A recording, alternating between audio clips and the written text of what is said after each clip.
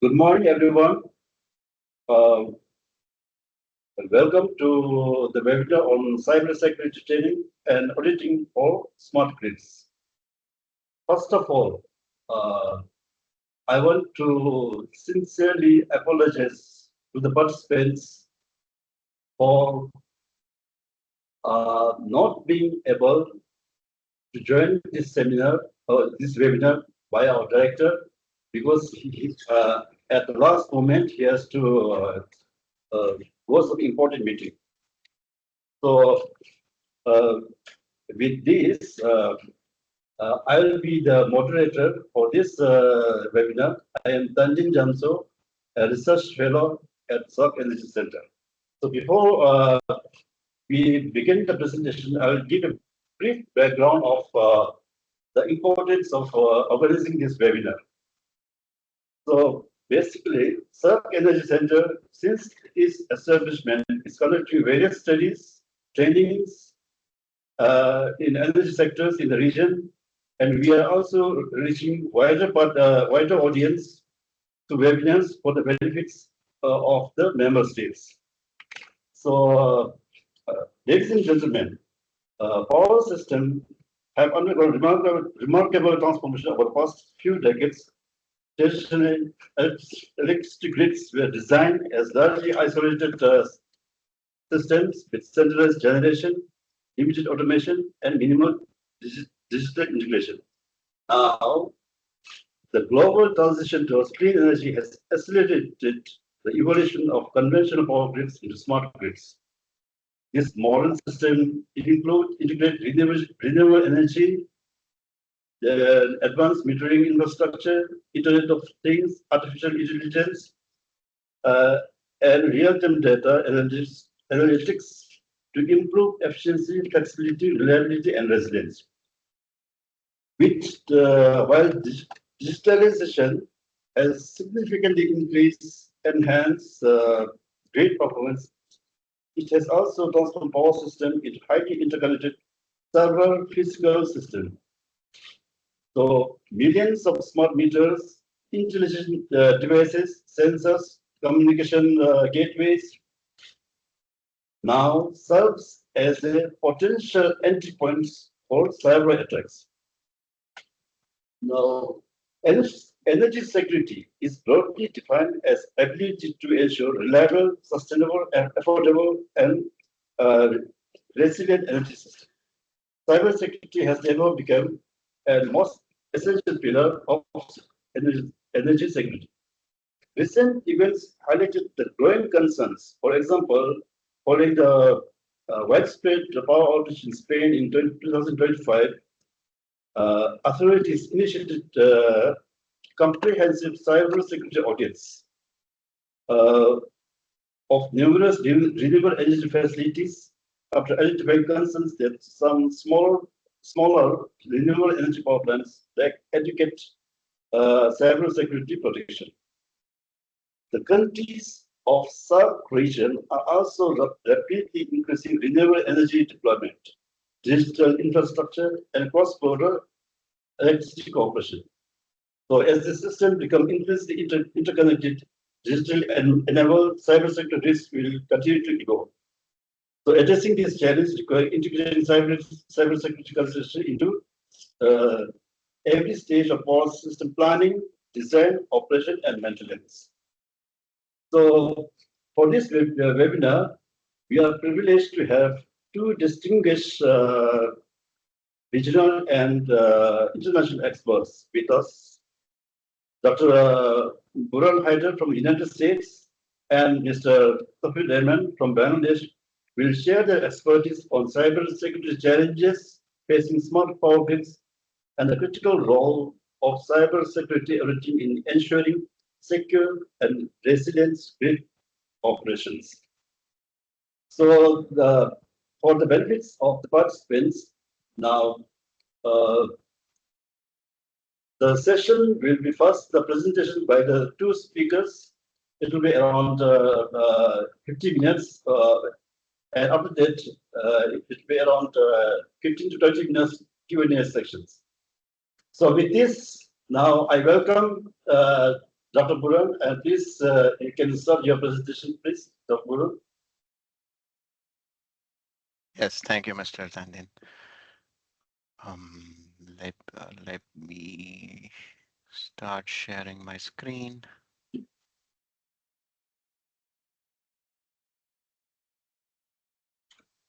Okay. Can you see my screen all right? Yes, yes. Awesome. Um, just give me one more minute.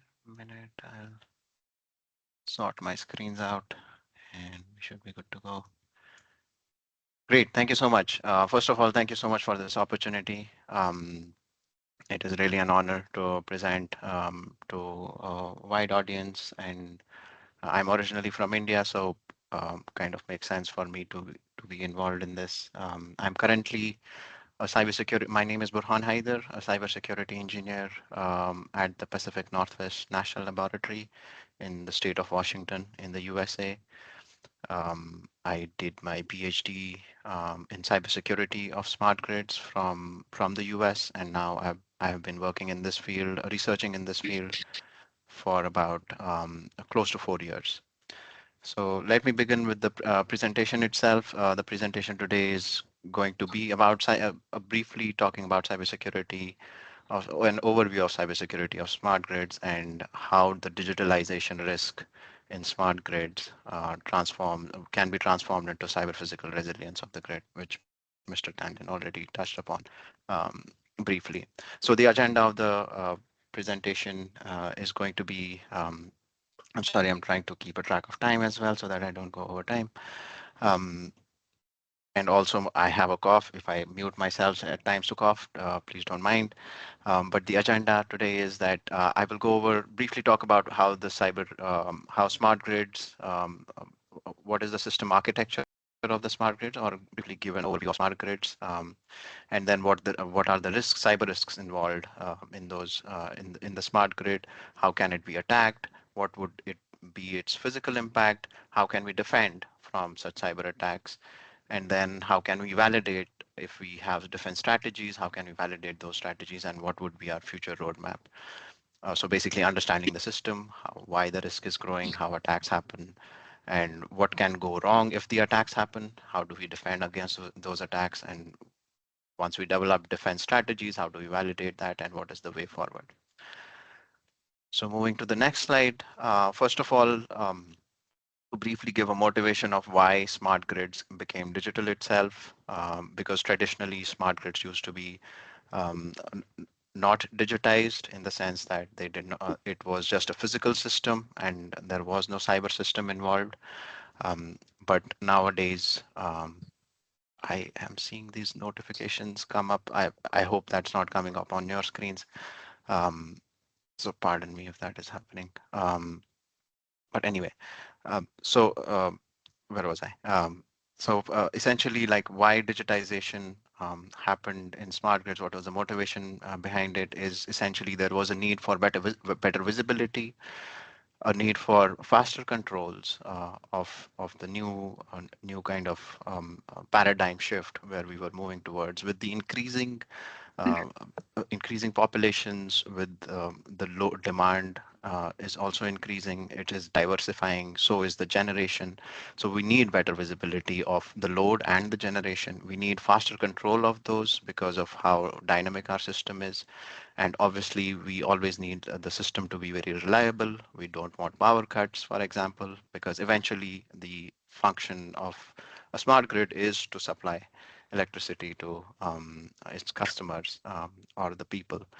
Um, and then nowadays we are seeing a boom in distributed energy resources, integration of those, and those are adding more dynamics and visibility issues in the grid. And then the operational efficiency, obviously, because you would need the grid to be running at its optimal level with minimizing losses. For that, you need a much better visibility and controls. And then eventually customer engagement is also possible using that. So what are the major tools that kind of enable this digitization, one of the tools is supervisory control and data acquisition SCADA, which grabs data from the physical grid and to central control centers. I will go over that in later slides. There is something called phaser measurement units, which are there for faster telemetry, so fast speed measurements coming in from the grid at a central location. We have smart meters. We have DERs coming in with storage integration. Um, I am hearing some background noise. If yeah, if it's okay, if somebody is unmuted, it would be very nice if you could mute yourself.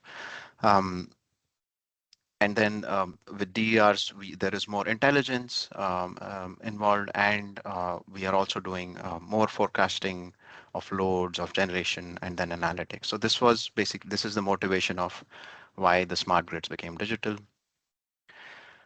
Now I basically will move on to how the smart grid acts as a cyber physical system. What essentially the architecture is, it is a layered system. Any cyber physical system is a layered system.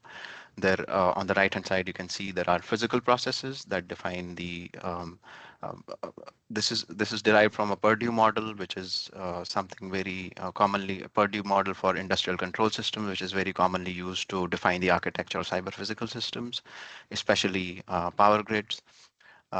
It is divided into three main categories: the physical process, the OT network, and the IT network. What they specifically represent is the base level. There is physical process, which would include all your physical equipment, where the physics of the system is played out, right? The generators, your transmission lines, transformers, loads, breakers, TRs, and so on and so forth. So everything that is physically, not just hardware, but um, the devices or the physical equipment that define the physics of the grid, because there are more hardware systems involved up top, but they don't define the physics of the grid. So the base level is what defines how the grid is going to behave in any situation will be defined at this level 0 physical process. Then the next level is which is physically closely associated with the physical process, are sensors. Those PMUs are also sensors. And then, like I was saying, smart meters. We have programmable logical controllers, PLCs, inverters, controllers, um, as well as actuators. So basically, whatever devices you would be using to grab measurements from the physical layer and then send back controls to the physical layer. That would define this level 1. The level 2 is more at a local level, aggregation of data and protection at a local level, which is the substation level. At the substation level, you have RT, remote terminal units, which collect all the sensor data together, because there are multiple sensors. You want to collect them at a common location locally and then send them upstream. Um, that's what RTUs do, and then relays to protection locally. There are gateways that connect to upstream. Like I was saying, substations, because this is a local network, there is local area networks, LANs. Substations have their own local communication networks called LANs, over which this information is exchanged, and then we have intelligent electronic devices. Then at a more higher level, we have the control center.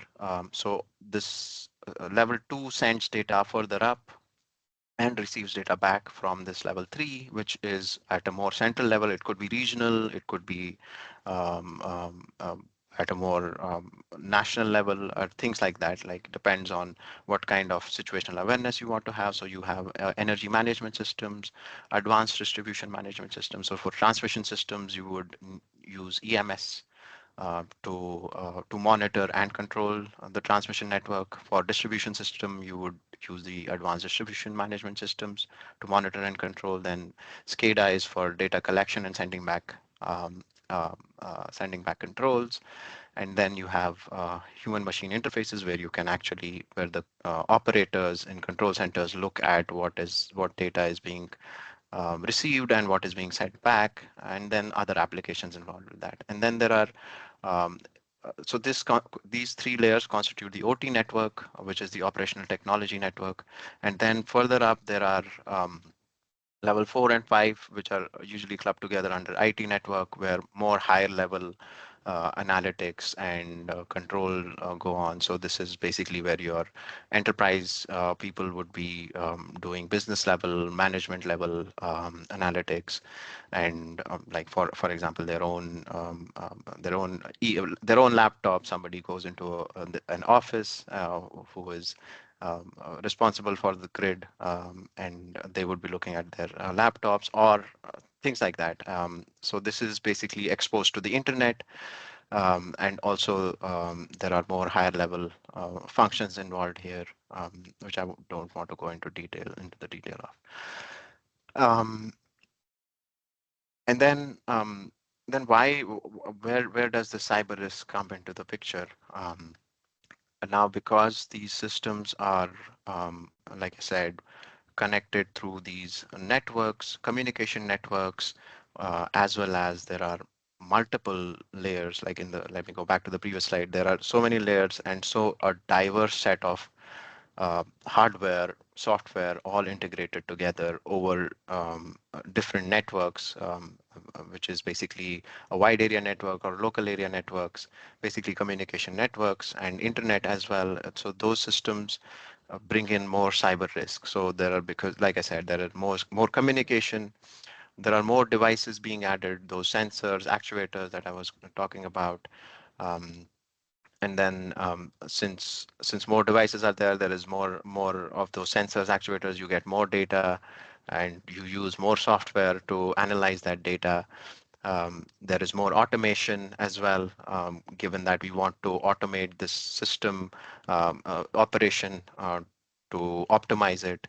And all of this happens over more amount of communication, which the modes of communication could be your cellular networks, how your internet usually works, your cloud is being integrated. There is VPN, RF,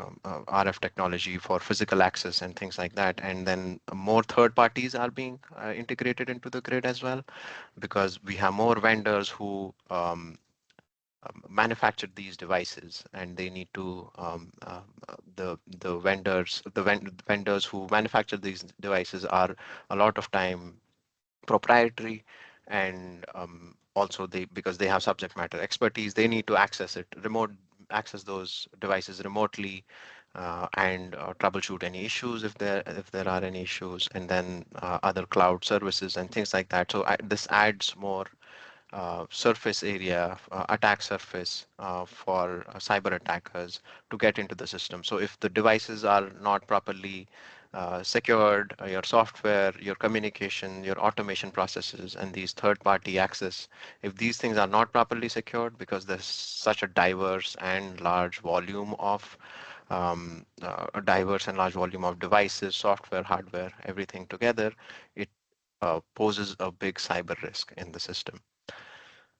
And to specifically point out where these attackers can get into the system.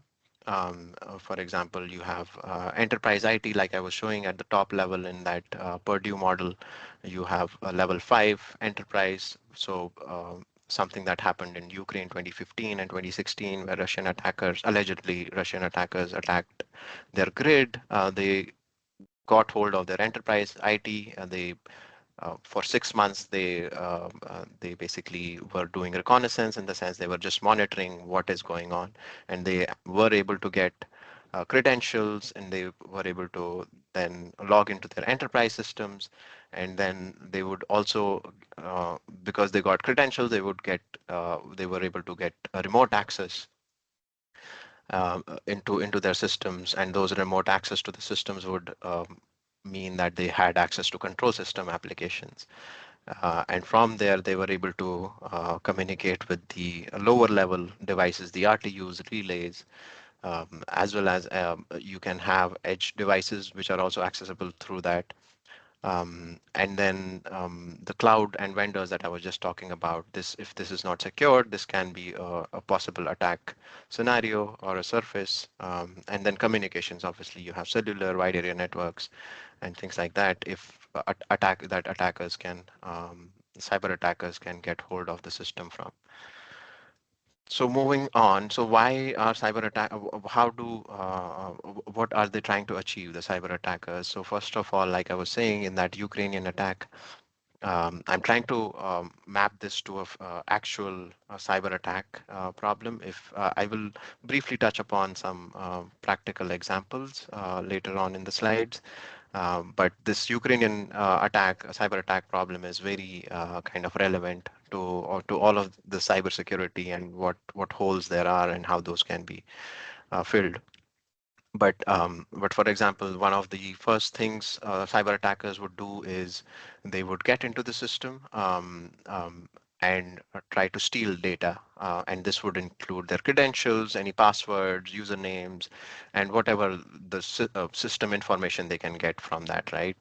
So as much system information they can have from this reconnaissance is what it is called. Then they can disrupt it in a more tactical way.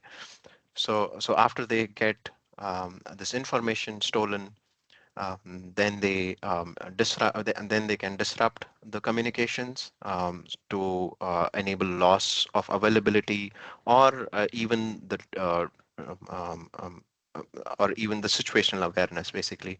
So data availability, if that is disrupted, then your situational awareness, the control room operators would lose situational awareness, or software would lose situational awareness. This can be done through denial of service attacks or distributed denial of service attacks. There are ransomware attacks that can be carried out if they lock out the system and then ask for ransom for unlocking the system again, and things like that, which happened in um, uh, a, a, a gas pipeline infrastructure here in the US a few years ago. I think 2021 Colonial Pipeline attack is what it was called. It was a gas infrastructure, which itself is a cyber physical system.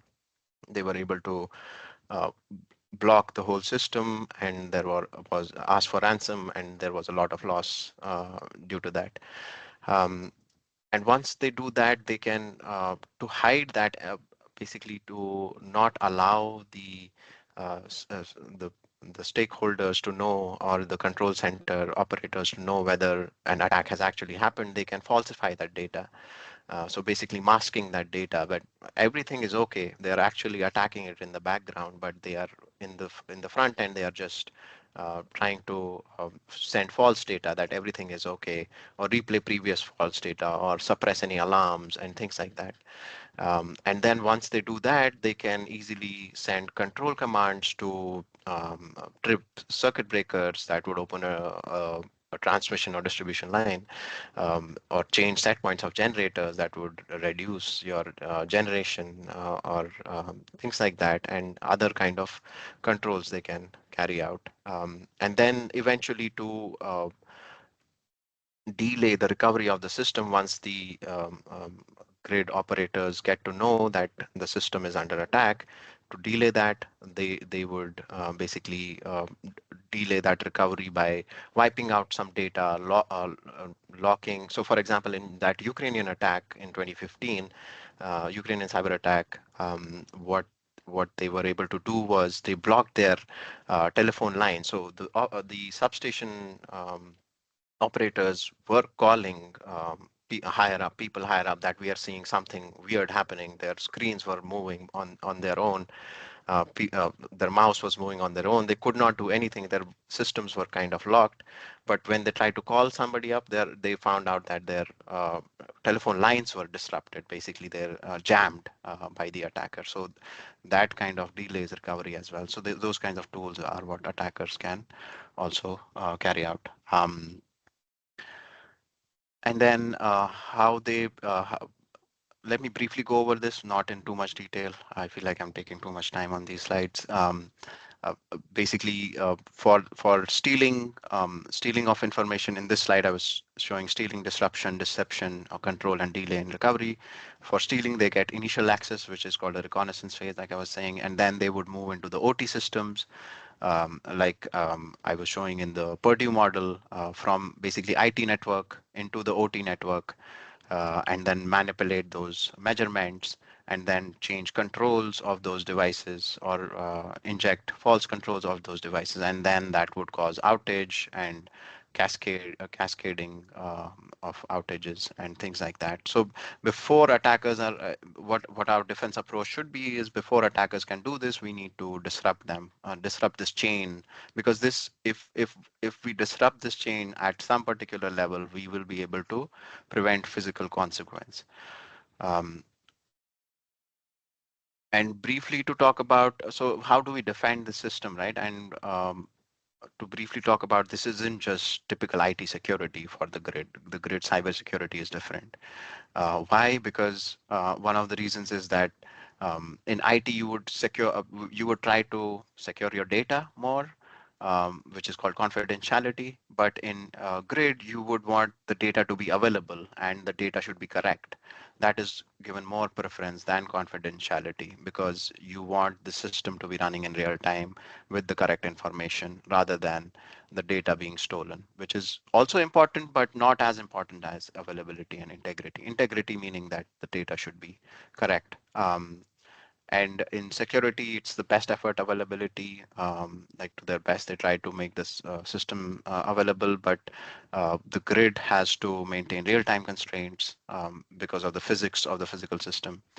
Um, these are IT systems are more homogeneous, whereas we have legacy systems, heterogeneous systems, like all kinds of software, hardware integrated in grid OT.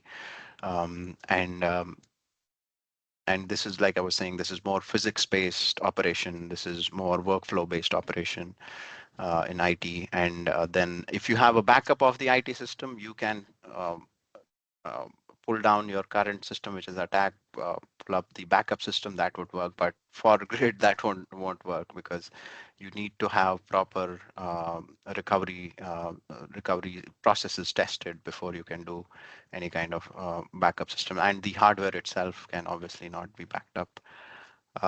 So how do we defend against attacks? There are like 3 stages to this.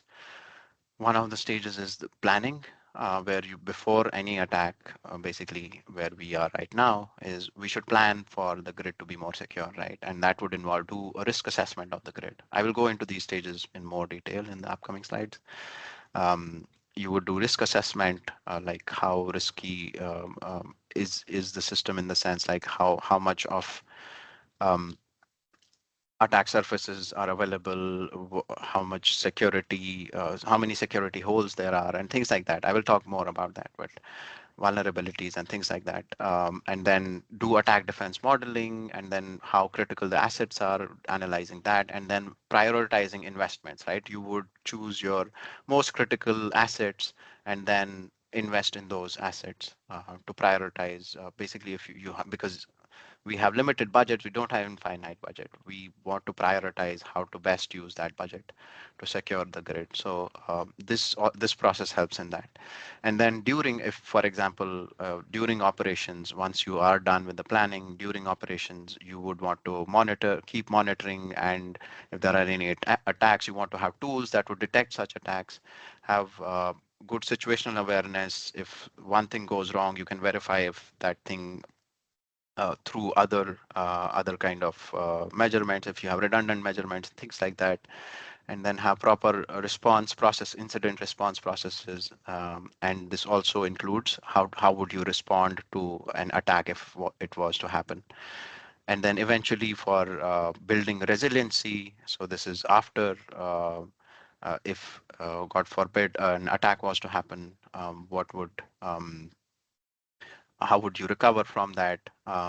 So basically, you need to have plans for business continuity, backups, recovery, and have the people involved in there, have them trained and exercise and carry out drills, mock exercises, and things like that. And from previous experiences, learn and keep on improving. So the process is prevention, which is in the planning phase, then detection, which is detection and response, which is in the operations phase, and then recover, which is in this last phase. So the planning phase, like I was saying, let me quickly go over this. You do risk assessment. The risk assessment basically involves calculating risk, which is basically you take your assets, you take the potential attack paths that the attackers can have to that asset, and then check any vulnerabilities on those assets, and calculate the physical impact. So if that asset was to be attacked and brought down, what impact it would have. So that is a process you would involve in calculating risk, and that should inform your investment, optimal investment in the grid to make it cyber secure. And then the second stage, like I was saying, operations perspective, you want to have good observation, the SCADA systems, the PMUs, all the measurements that are coming in. You need to have secure, trusted situational awareness. This is what builds the situational awareness. Good measure, or if have redundant measurements, if those are needed, or high speed, high resolution data coming in, things like that. And then using that data, you would detect any anomalies in the system, look for any signatures, which are physics-based validation, basically is what you do, and communication protocol validation, and then do an assessment whether this is an attack or a physical system. Is the data quality good? What would be the impact, and so on, so forth. And then if it is identified as cyber attack, isolate it, block, and go back to manual fallback if we have to, right? If it's not necessary to keep it automated, let's go to local control, because we don't want it to, because if we want to isolate it from the attack path, if you want to break that attack path, just fall back to manual control and take safe actions. And then once you have responded, then you would go into the recovery phase, where you restore the system, validate everything is working fine, and note down those lessons learned, improve detection the next time for the next time. So this is again the same thing. Basically, you prepare first, then you try to absorb, in the sense that you have proper segmentation, proper tools, limited access, fail-safe design in place, and then if there is an attack, you adapt, respond to that properly, and then you recover after that, and then do the lessons learned. So this is a cyclic process. Keep on doing this till the system is more secure, and this would enable resilient operation. I probably have 5 to 10 minutes. Please let me know if I'm going over time. And one of the key things, like I was saying, there is three main entities involved. There is people in security. In the security of the grid, there is people involved, there is processes involved, and there is technology involved. So all of these need to be taken together into consideration when we are building a resilient smart grid, right? So this would involve governance level that comes in at the first place, right? So the governments have to come up with policies, and then what compliance to those policies, and how do you manage that risk? That has to come from top level leadership, and then you would basically define how you secure your smart grid, and how you reduce access or reduce attack paths. That is done using segmentation, firewalls, all those tools that are involved. I'll go in more details later in the slides. And there are multi-factor authentication, these kinds of tools that you can implement for identity and access validation, and engineering level patching, hardening, backups, and those kinds of things you can implement. And monitoring and detection itself has to be strong, which involves intrusion detection system, intrusion prevention systems, any kinds of alerts, and correlating those alerts and things like that. And then you need to have a good response plan. So if there are incidents happening, you need to have a good response plan. So this would cover all those people, process, and technology, securing them all together. Then there are multiple kind of frameworks and tools. This is more US oriented, I would say, the framework itself, but the tools and engineering validation apply to anywhere. But but we can learn from this, right? We have National Institute of Standards and Technology here in the US, who have a cybersecurity framework, who have cybersecurity framework standards. We have this international cybersecurity standard by IEC 62443, which covers all those people, process, technology I was just discussing. It's pretty good pretty well thorough and comprehensive. This is something important. And then we can have different organizations. This is something called Cybersecurity Information and Security Agency, which keeps on updating if there are new threats in the system. You can have something called cybersecurity capability maturity models, something that the Department of Energy has developed here that defines how mature our cybersecurity capability is, right from assets all the way up to operations. And then there is a body that has these standards, critical infrastructure protection standards called North American Electric Reliability Corporation. They have these standards that all utilities need to comply to for their critical infrastructure protection for cybersecurity. From the cybersecurity perspective, and then you can use all these tools, right, for the IT level, OT level security software tools. This is more to do with software, um, like what assets you have, keep on assessing them regularly. You have intrusion detection systems.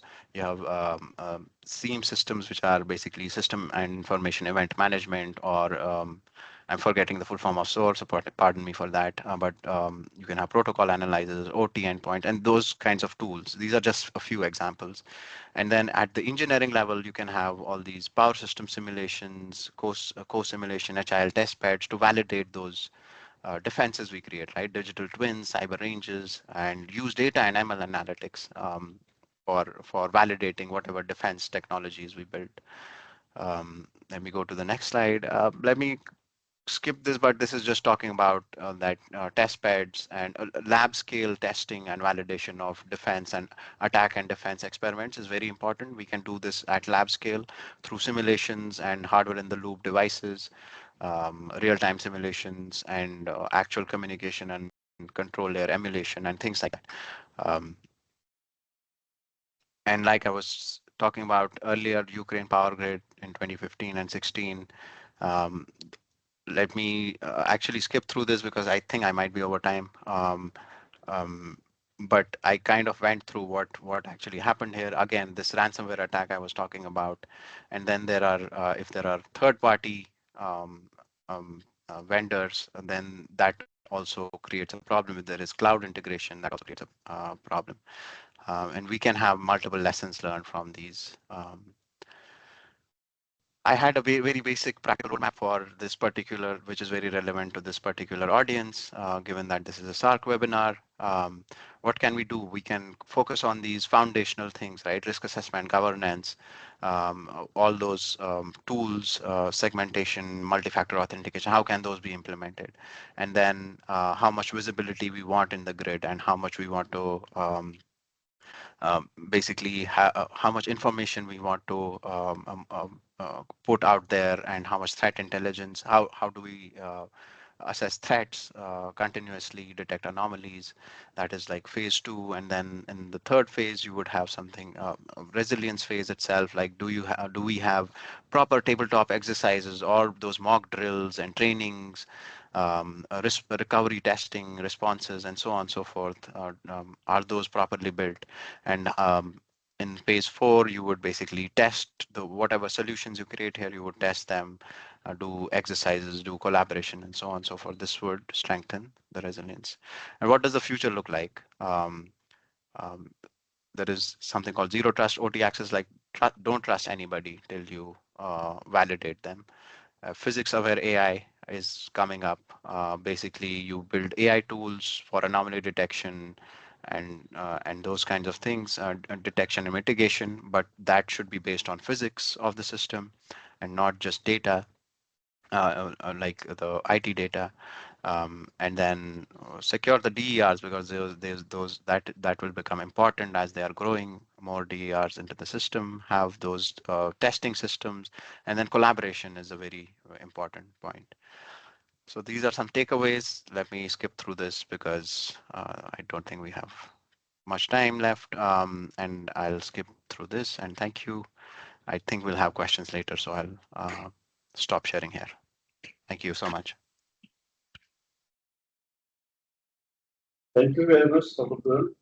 for extensively covering on the mostly the digitalization aspects of the smart grid.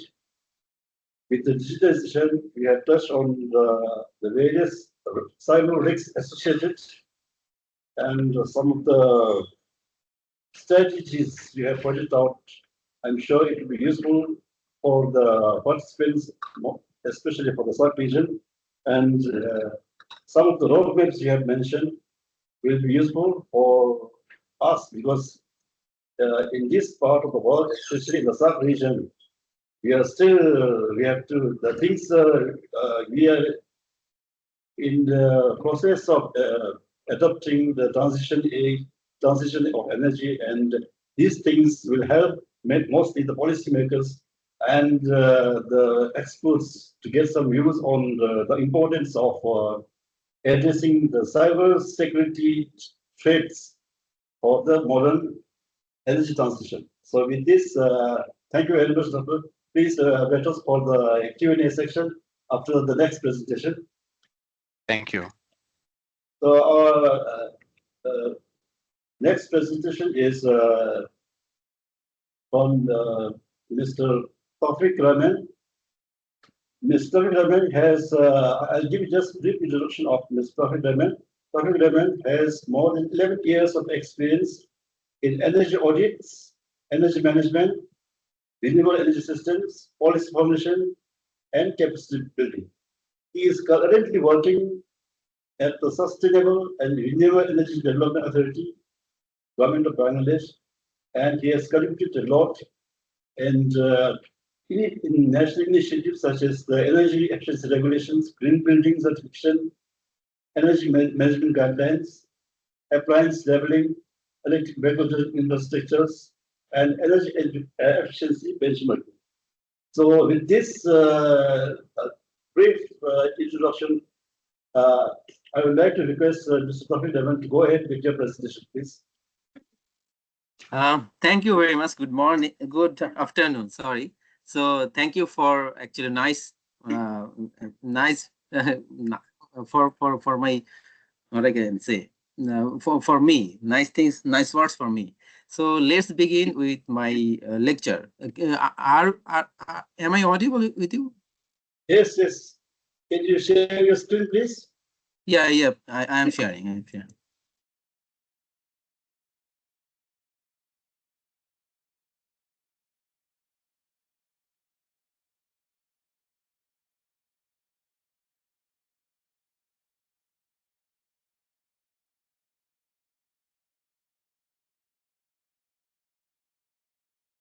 Is this readable or is this visible? Yes, yes, yes. Okay, then thank you very much. So as you said that I am working in Government of Bangladesh in Sustainable and Renewable Energy Development Authority, and also I am working in the several industries, buildings, etc. for energy, measuring energy systems and seeing BEMS, Building Energy Management System, etc. So today I bring with you auditor's lens to the smart grid cybersecurity. I am not talking much about the smart grids, cybersecurity, because already Haider told you so. So I will be skipping on this issue. But one thing I need to be sure with you that cyber security in a smart grid is not only an IT issue, it is directly linked with reliability, control, performance, data integrity, accountability. Let us begin. So first thing I will cover the threat landscape. Already some of it is covered by Haider, and then I will go for the core idea and the auditing bridge between the performance and cyber resilience, and then I give you some evidence from the field that what are the documented evidences that that we can find, and how audit or how cybersecurity audit can be done. That's like frameworks, evidence, risk controls, and the detections. Then I will go for the regional path. What can we do, and what cost is more? So let's go to the threat landscape at first. So so you see that this in US utilities in 2023 and 2024, you see that around 70% utility attacks happening in these in 2024, comparable to 2023. From 2023, it is 689 cyber attacks, and 2024 it was 1,162. And sites with actual operation disruption rose 146, 2/3 of the energy system, and utility organizations were hit by ransomware in 2024. I show US and the global figures because comparable to SAARC-wide statistics are not yet systematically collected, and the direction is unambiguous, and SAARC rapid digitalization sits in its path. So there are three realities. The attack surface expanded faster than defenses. So failures are physical and expensive, and the cross-border interconnection when it is turns one's utilities weakness to the regional liability. Underneath sits the binding constraint, a 42% workforce shortfall in energy cybersecurity, even thinner when power system and security knowledge overlaps, means that we have some little bit low manpower in the cybersecurity. That scarcity is why audit-based approaches matter. And if we go with audit-based approach, then this shortfall of manpower can be recovered. So this audit can work in any maturity level, and building the capacity we lack. So here you see that the two layers, the physical grid along in the bottom, like generation, transmission, distribution, and consumers, and digital layers sits above, as Haider discussed. That is SCADA, IEDs, and then advanced metering infrastructures, smart meters, distributed systems, communication networks, vendors access. So these are the upper layer. You see some. Let me give some laser point. You see some arrows here. Arrows means it's two-way arrows. This means from the generation, the upper arrow means the data, and lower arrow means the control down. Means this digital layer controls the generation, something like that. I will discuss later in the technical part. So, and also the transmission and the generation itself. So in every two-way interconnection, actually, it is a risk.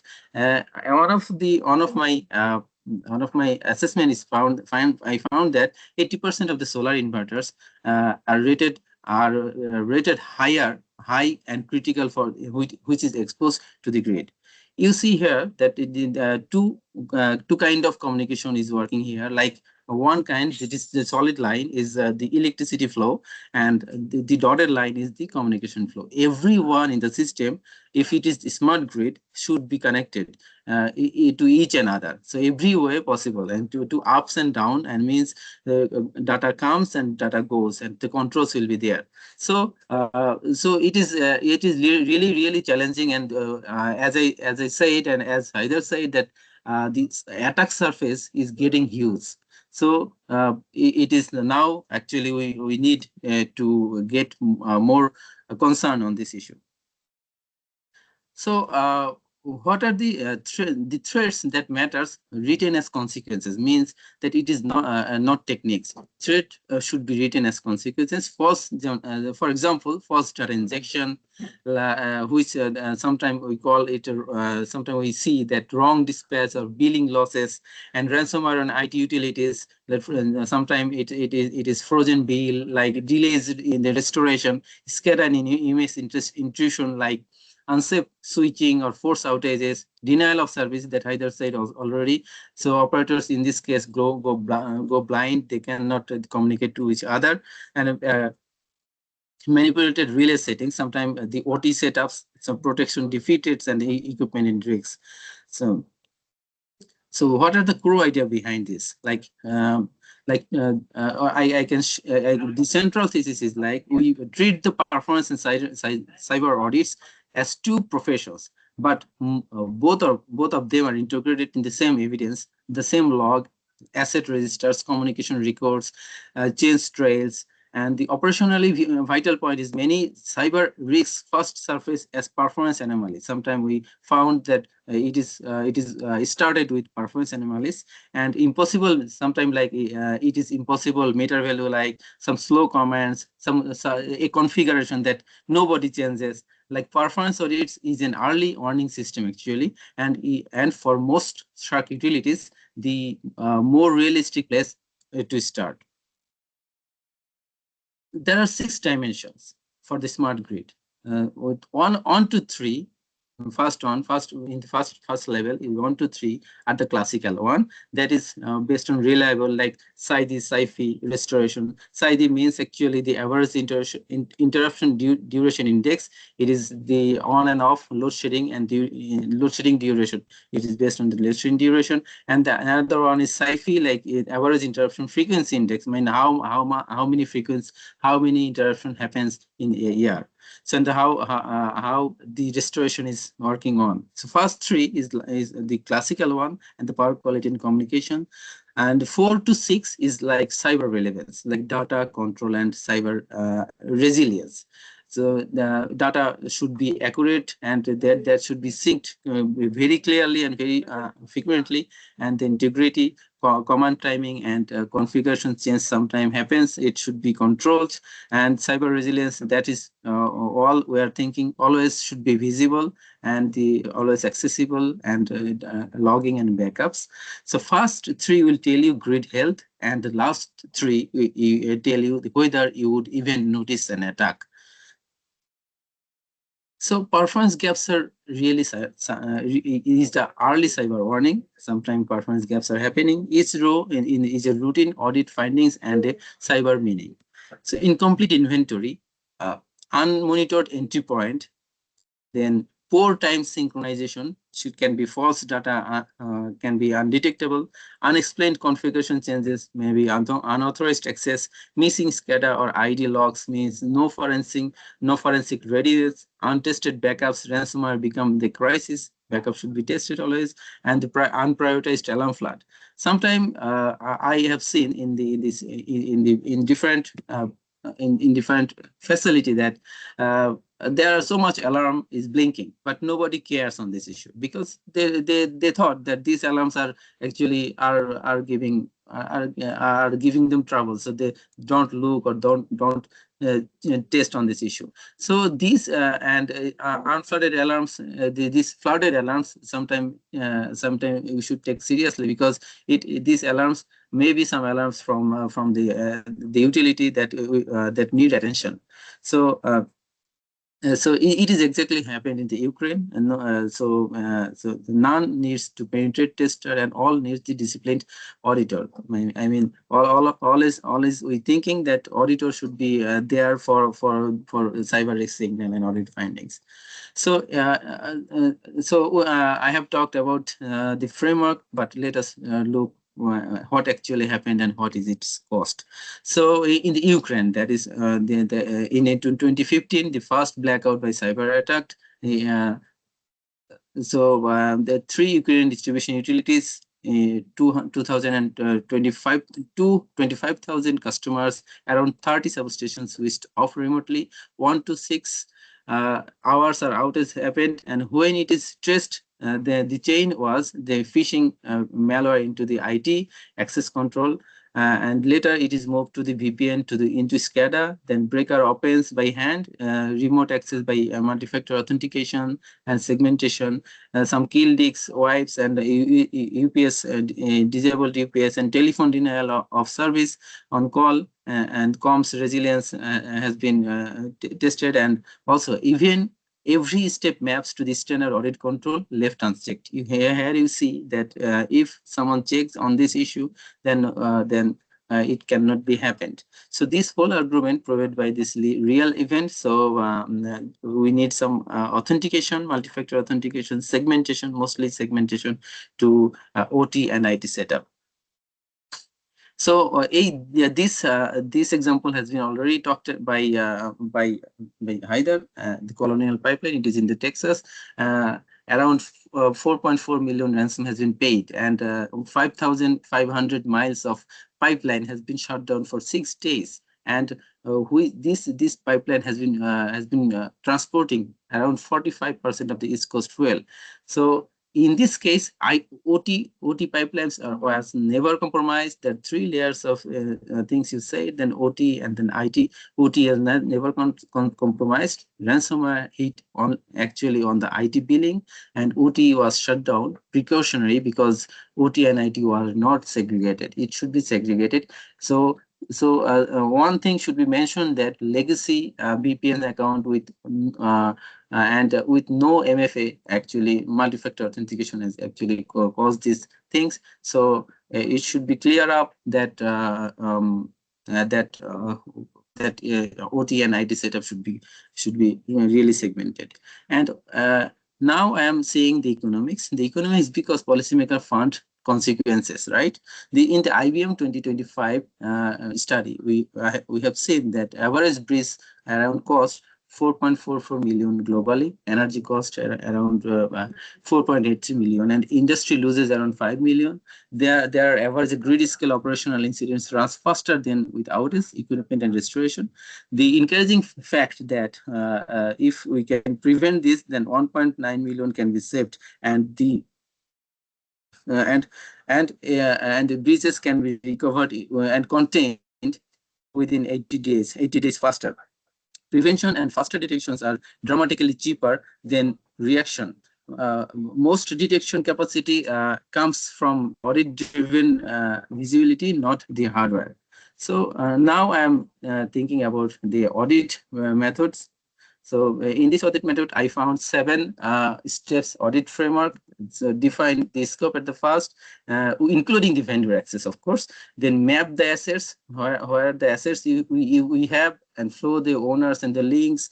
Then setting the baseline performance logs then we have to identify the gaps, access, patching, and backup, and to classify the risks that has been told by Haider, and likelihood and consequences, prioritized by the criticality and cost. And then last thing is the verification, verify, re-audit, re-drill, review. Means this number 7 step always mistakenly not followed. So the audit is not finished at this report. The step 7 should have to be there. So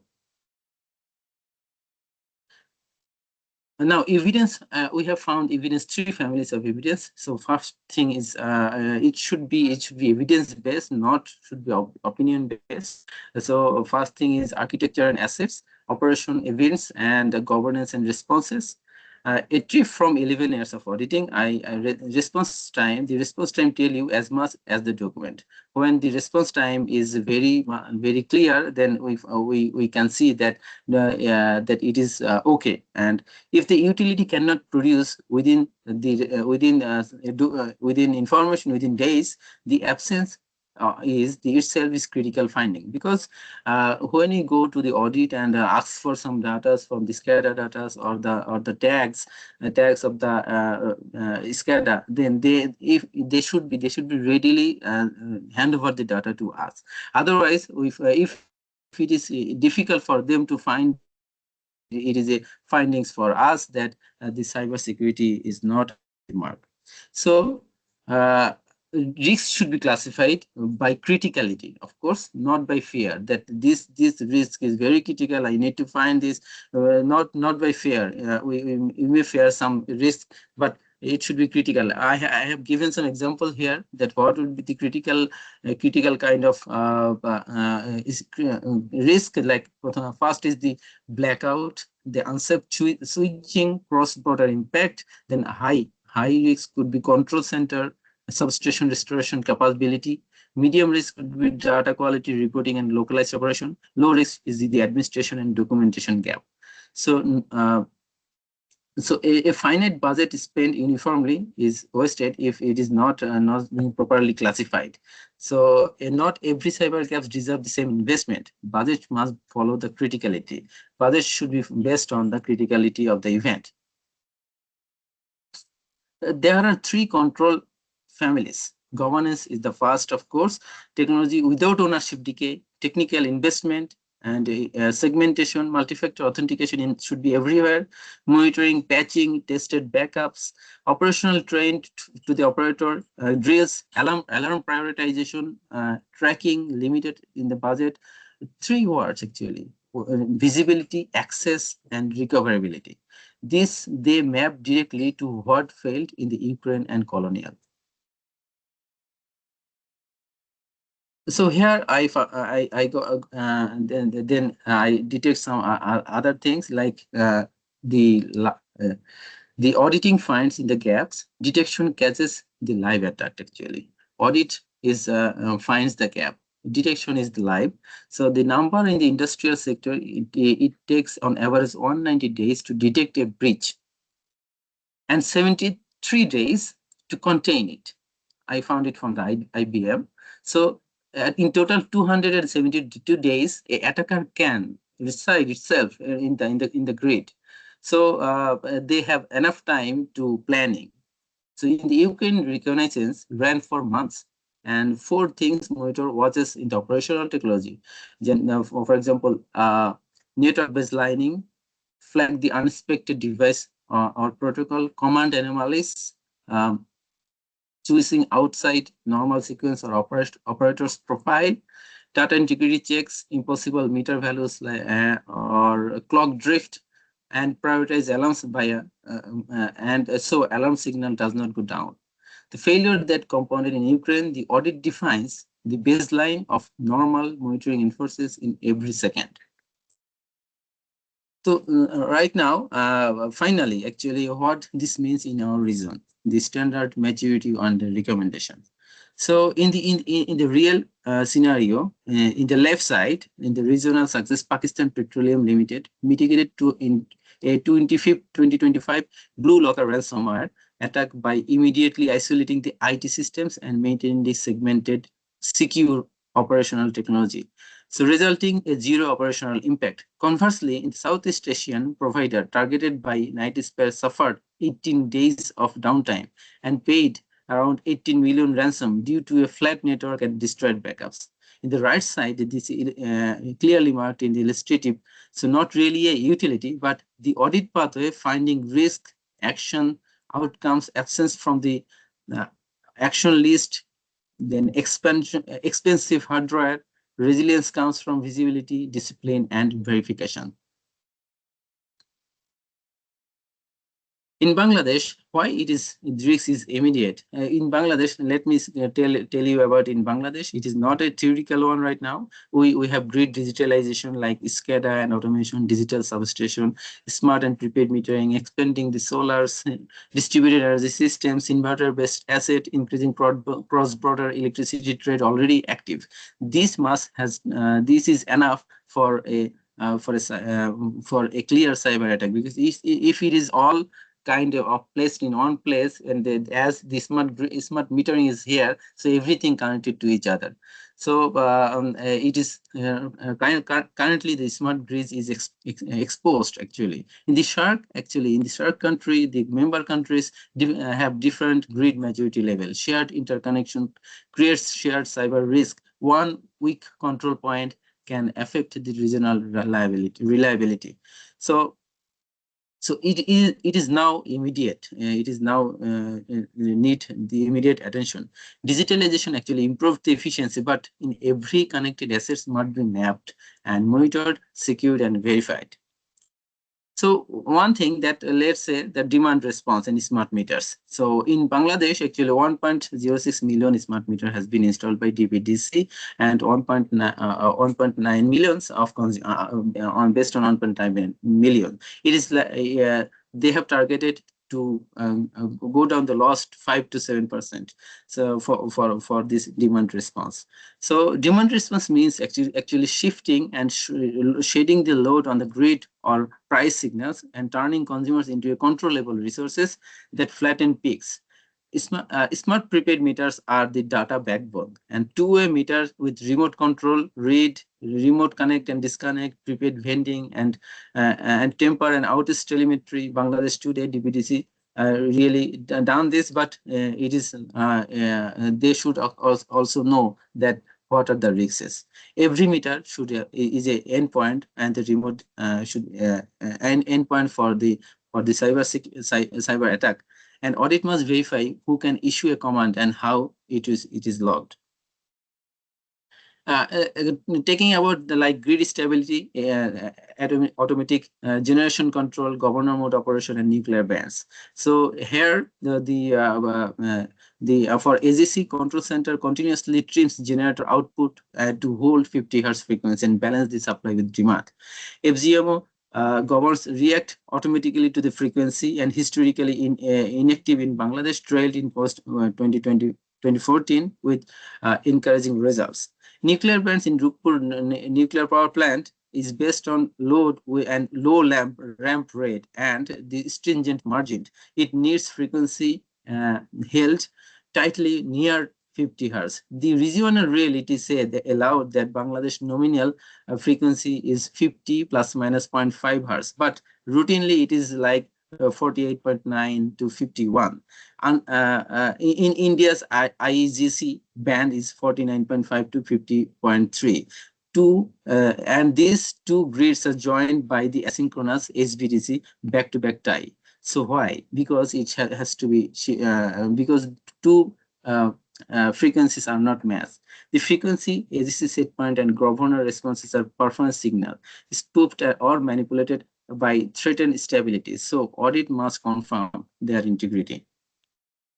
In the industry, actually factory ENMS and building in energy management system has meters, submeters, control system, monitors, and optimize industrial energy use. BMS automate the HVAC system, lighting, and loads and commercial buildings. Unifying point for this audience, both of the IT and OT system are with controller, networks, and remote access. So continuous metering, automated control, and network links, vendor here like BACnet and Modbus vendors. ENMS and data power efficiency, but their controls and vendor links are unmonitored in OT. Entry points of the audit should scope in because vendors has to be monitored, of course. So sometimes we see that harmonics in the grid. You see two line. One is clean 50 Hz harmonics, and another is distorted. Harmonics are the distortion of 50 Hz sine wave at a multiples like 150 to 150 Hz. This actually overheat the equipment, trip the production, and they corrupt the measures. So what are the sources of harmonic? Like solar, distributed energy generator, inverters, VFDs, and the industrial drives, EV chargers, SMPT loads, everything. You show the clean versus distorted waveform you see here. So these devices are distort the sine waves. So power quality data is itself in an audit matrix. We find this audit and the attacker may inject the harmonics and faking PQ readings in the height behind it. So we may found that this kind of harmonics are present in the system, but it is not because you didn't find the anomalies in the system in the inverter or something like that. There is no overheats, so there is no trip protection, but the harmonics is there. Then there is a problem. So actually, we don't need to invent baseline. Already had said on this issue that we have some international standards. Like IEC 62443 is the closest fit for operational technology. IEC 27019 covers the energy sector information security. So this kind of stuff is already there. So, but we have to be harmonized with the minimum baseline, not the full certification at once day one, because we can we are not in the same place. So my member states not sit in the maturity stage. The most regional specific site, and it explains why harmonization is required and necessary.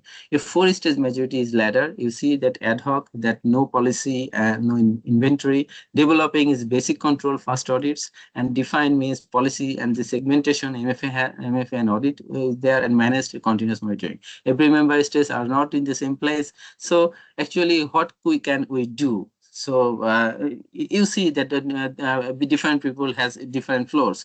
So let bring down the upper floor bodies to the lower one. So minimize the standard. So that is why I argue for the harmonized minimum baseline rather than waiting for the uniform excellence. You may leave the floor because floor is what the whole region stands for. So this illustrative is a model, not a country-specific ranking. So what are the recommendations? The policymaker, for the policymaker, so minimum cybersecurity, cyber audit is required, mandated in inventories and risk registers, harmonized standards, regional capacity close to 42% gaps, incident reporting mechanism for utilities, actually integrate performance and cyber audits start where critically concentrates. Live corrective actions dashboard, drill, treat cybersecurity as a boardroom reliability and governance issue. So key takeaways are that cybersecurity is not inseparable from the grid performance. Threat actually scaling fast, like 4.8 million per energy breach happens. So real incidents fail on external audit controls, not exotic attract. Performance anomalies are early cyber warning. Structure evidence. Structure should be evidence, classification, action, and verification, as Haider said, and the SAARC need to harmonize actually cyber audit practice. So this is not the end. Actually, this kind of sessions should be run because it should be wider population should be read on this because it is critical for the member states everything. So I find that people are not in the same place always, same level of understanding. So let them bring to the same level of understanding and get the work done. So with this, I have to conclude my session here. Thank you everybody for listening to me, and I welcome for the question. Thank you very much, Mr. Tawfiq Rahman, for emphasizing on the importance of carrying out auditing with respect to the transition of energy, especially the smart meters and digitized smart system and the ways of carrying out audit. And further, you have pointed out that the result of good audit carried out will ultimately serve as an enabler for gearing up for the concerned utilities to see how the cyber security aspect is being endangered. So so basically, you have touched on the ways of auditing aspects. So thank you very much for sharing this one. And now the floor is open for questions. Question and answer, please.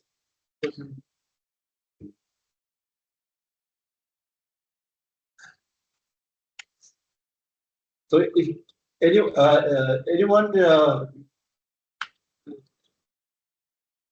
otherwise, my colleague from SEC, Mr.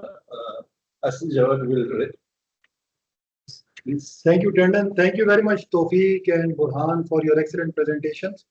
So I have just a small query from Tawfiq. During your presentation, you mentioned that the 80% of grid faults are due to solar-powered inverters installed at the distribution level. So what was the problem regarding that? I mean, to our understanding, solar inverters have built-in functions, including they comply with the IC standards. If the electricity is cut off from the grid side, they automatically cut the output voltage and current to back to the grid. Plus, if the voltage levels are below 180 volts or 190 volts, they have certain standards, so they cut off with the grid. So is it because of their impact on the grid? So what's the problem? Is it the problem of the grid not able to incorporate the input from those distribution grids, or is it the problem of inverter? What's your opinion on that? So this is the valid, great question actually you ask, because let me give an example of Bangladesh. So you may know that Bangladesh has a net metering policy, and all the systems are actually connected to the net meters. All the new systems are connected. So one thing, the factory asked the utility guy asked me that in the holidays, the industries are not running, they're generating power. So when they cannot take that power because this unstable their distribution grid. Because why? Because actually the inverters are built in such a way that they are giving the input, the real power to the grid, like in one power factors, like unity power factor. So but they need also the reactive powers as well. So then the problem is that the voltage goes down and they cannot operate in that position. So but inverters are placed in such a way that they cannot give the enough reactive power because most of the some other facilities are working and they need reactive powers, but the only power source from the solar that is coming now is giving the one unity power factor. This is the problem with them, and so they had to cut down the solar system themselves. So this is a flaw that I found in a system, but we are thinking on this issue, how to resolve this kind of system. And also the inverter is like different kind of inverters placed in different country. In the earlier inverters, they are not capable, they are not like smart, which is now in the now actually sold in the market. It is like smart. So if it is old inverters like SMTP and also that MPPT controllers are not operating, so sometime inverters got wrong signals. So this might happen. So I don't know exactly how what are the other causes, but I sure this is a real example that I gave. Thank you. Thank you.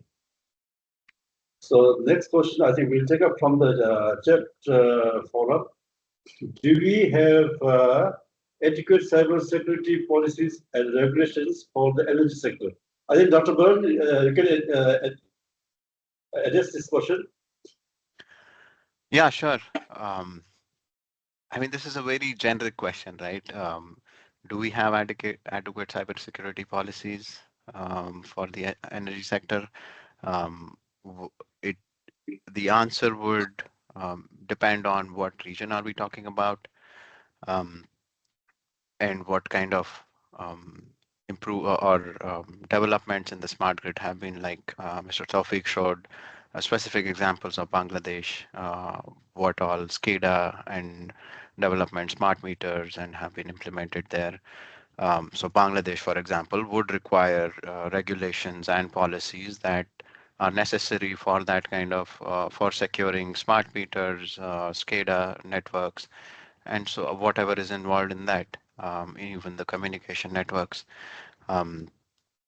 So I don't have a particular a specific answer to you whether we have enough policies, but I think Mr. Tawfiq really mentioned it very well, that we need to do the auditing for sure, right? So we need to do the auditing whether what kind of technologies we have right now, what we are looking for in the future, and if the policies and regulations that we have right now, are those enough?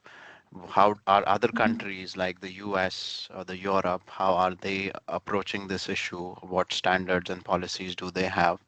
I think both of us touched upon those a little bit. Looking at those, taking them as, I really like the point from Mr. Tawfiq that we don't need to adopt the whole thing. It's very dependent on what we have. Just take some baseline inspiration from that and implement that locally. So yeah, auditing is important in that sense. So doing an assessment of where we are at, regionally where we want to go, and then assessing what our current policies are and if they actually meet the standards that have been set up internationally. For example, at least do this meet the baseline setup. Thank you. So next one is, I think Mr. Tawfiq can answer this one. How frequently we need to perform the 7 steps of audit in any organization? Okay, this is a very pertinent question. So how adequate actually, or how frequently? So but first thing is the baseline. So you need to perform the baseline at first. Most utilities actually never done this before. So and in annual cycle, actually the 7 steps audit can be targeted for re-audit or the major changes. Not everything, but major changes should have to be re-audited. Then let me say that AMI, automated advanced metering rollout, how it is being rolled out, and new control systems. What are the new control systems? These kind of things are actually included in every cycle, in every year. So I think this will help to solve the question. If I interrupt Mr. Tawfiq, I think if you go by the ISO standards, I think minimum ISO auditing has to be done at least once for the company, or in that one, there is external ISO audit and internal ISO audit. So if you can a little bit explain on this one, on the auditing cycles requirement. Yeah, thank you.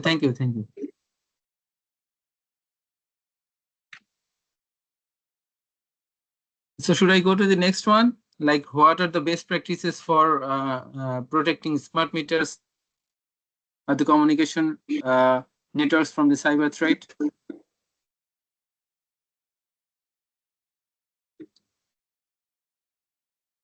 Yes. So, Haidar, do you want to take this? Sure. Yeah. So the question is, what are the best practices for protecting smart meters, substations, and communication networks from cyber threats? So I mean, there in the question itself, there is a diverse range of equipment or systems has been asked about. So smart meters would work differently, would have different solutions. Substations would have different solutions. Communication networks will have different solutions. And there is no one-stop solution for everything, right? So, I mean, some primary things are for smart meter, what is doing an assessment of what is the attack surface? I mean, is the data data sensitivity or protection of data important there? Then do encryption of data. Are smart meters also involved in demand response? Then you need to have good validation, multi-factor authentication, which does not allow attackers to take actions at that level. And at substations, there are so many things involved at substations, right? I mean, it could be relays, it could be RTUs, and each of those will have their own kind of security best practices.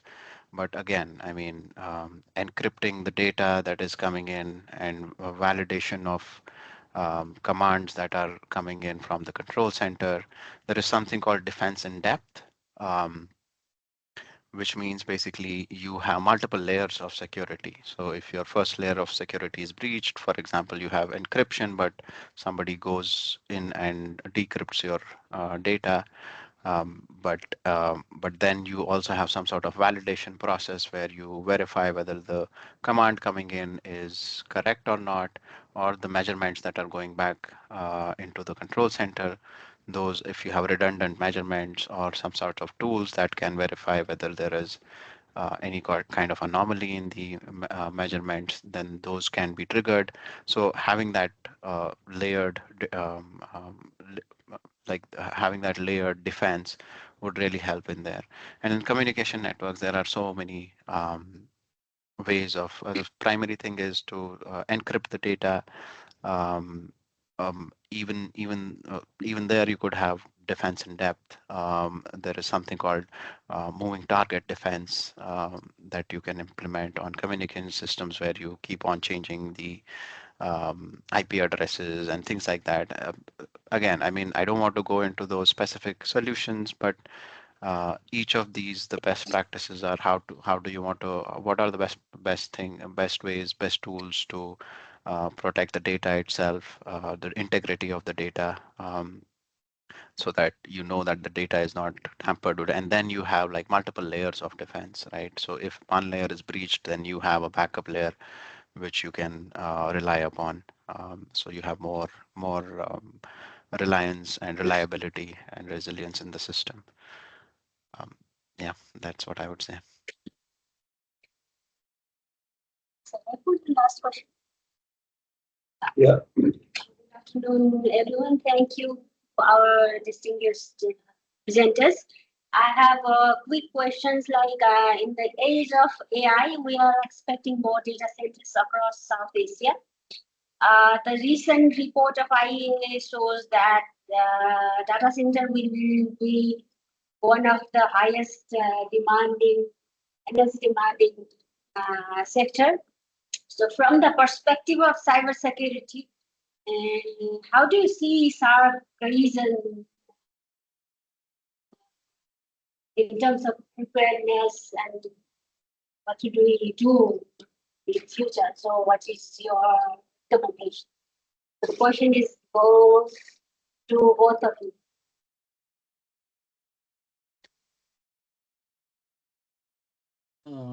Okay, I think I found the answer that in the SAARC region, yes, you rightly pointed out that in US actually data center demand and the electricity for data center is going too much high, and only one thing that is going uprising is the data centers.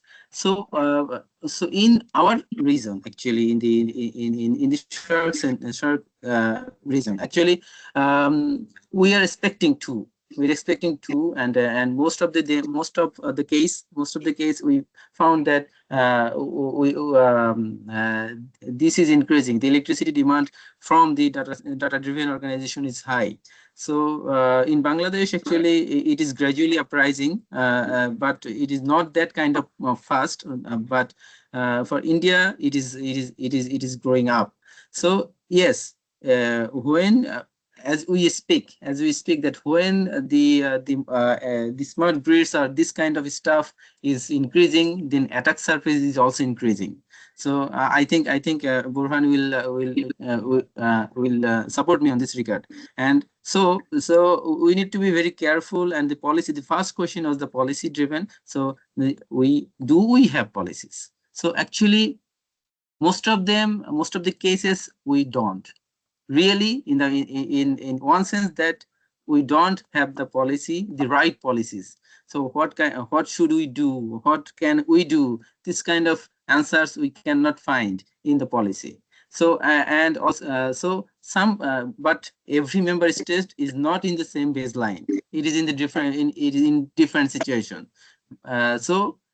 So in the common baseline, we need to find the common baseline and what we can achieve in this far, and what other can go down. So we need to match everyone together. Otherwise like power trade kind of things. It is going on in Bangladesh, India, Bhutan, India, Nepal, India, everything. So these interconnections are really vulnerable, because in Bangladesh it is HVDC. Is no doubt that it is completely segregated, but in Nepal, so it is not HVDC connection. So once instability, or if one state is unstable, then other state will get its impact. So I think we need to be in the same pace, so that everything we can share each other's thought. Thank you. Okay, we'll take last question. Thank you very much, Tana. So Tawfiq, my question is very much related to the last comment which you just mentioned before. So we know very well that SAARC region has been interconnected. Many member states are exchanging power trade with each other on a regular basis. And you have mentioned in your presentation, also Burhan mentioned that if security is breached for a single asset in one country, it could propagate back to the other country. So keeping this in view and keeping this in mind, do you think that some kind of a regional policy, some kind of a regional protocol or cyber security protocol could be established or could be more helpful in comparison to individual countries taking care of their own policies or their own protocols? And what is your opinion on the other international markets like European Union? They do exchange power on a regular basis. What have they done? Have they done some kind of a regional protocol or cyber security protection mechanism, or do they do it by their own? Should I take the question? Yes, actually, you already pointed out in the Europe. Actually, Europe has as a universal grid code. I mean, they have the grid code for how it should be operated.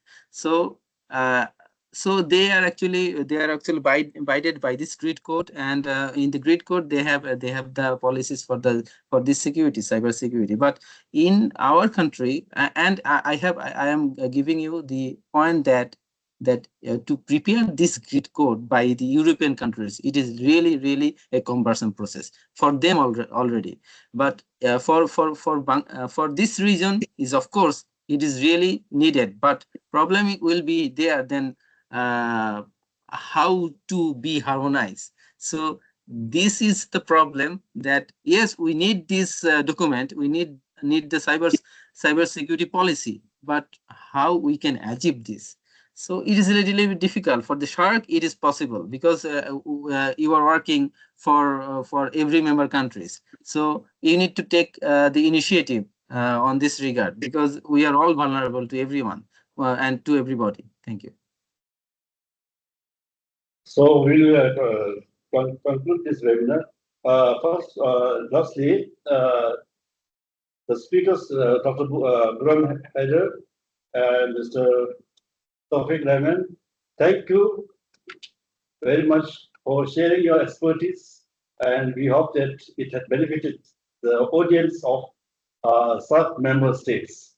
So for the benefits of the participants, SAARC Energy Centre will be organizing series of webinars in the month of July, and our next will be on 9th July on the market strategies under energy as a service. So you would like to join us for the coming webinar, and for the materials of the webinars will be available on SAARC website, including the presentations, the video recordings, and other useful items. So with this, thank you very much. Goodbye. Thank you so much. It's been an honor. Thank you very much. Thank you very much to everybody. Take care. Bye-bye.